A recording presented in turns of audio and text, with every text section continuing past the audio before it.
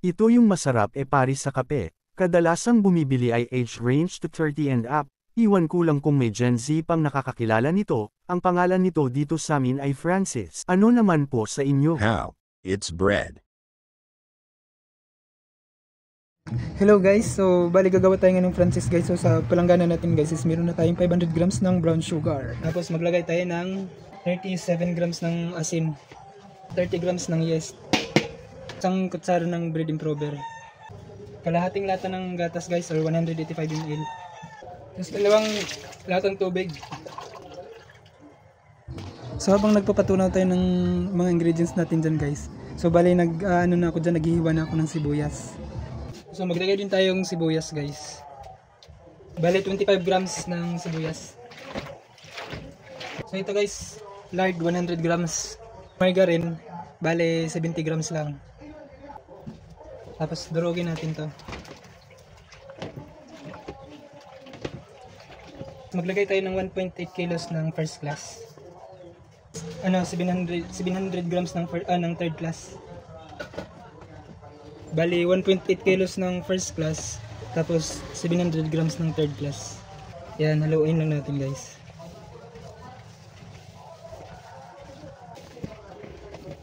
So ayan na guys. So bali i-rest muna natin ito ng mga 30 minutes tapos tsaka natin pisadahin.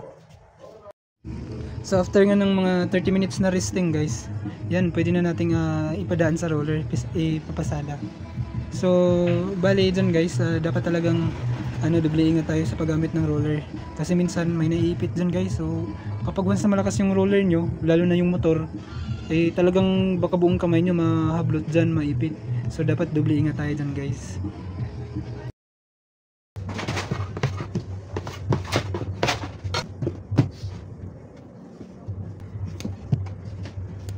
Putulin natin guys ng mga 38 to 40 grams yung bawat putol. So bali need lang natin ng margarine guys. Tapos ganito lang pagpurno.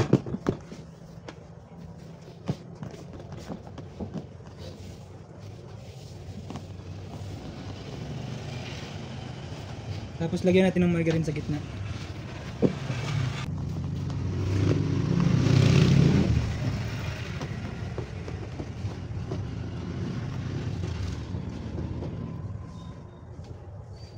And tapos ilublob natin sa breadcrumbs guys or pulbos.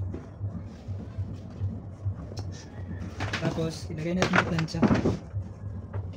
Itaob guys pagkalagay, ganito nakataob. Pagka sakto na yung alsa niya, natin to, ihiga. Yan. Pag once sakto na yung alsa, tapos pwede na isa lang, ihiga natin yan, nakaganyan. Mamaya. So yun guys, bali 15 pirasing nilagay natin sa plancha.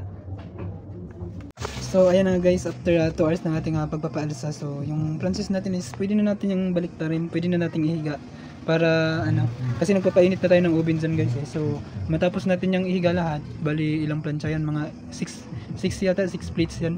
So isasalang na natin yan kaagad dun sa oven natin. So ayan na guys, after ilang minutes natin pagluluto, bali up and down siguro niyan nasa 7 or 8 minutes. So depende yan guys kung gaano kalakas yung apoy nyo sa pagluluto. Pero yung sa amin kasi minsan tansyahan. Pag once na nakita mong medyo nag-golden brown na yung sa baba, pwede mo na ilipat sa taas. Tapos pag lipat mo sa taas, magbibilang ka na lang siguro ng mga 3-4 minutes yan, pwede mo na hanguin. So yan yung ating Francis guys. So sana nakatulong yung ating simpleng content ng tinapay sa inyo. So yan lang guys, maraming salamat.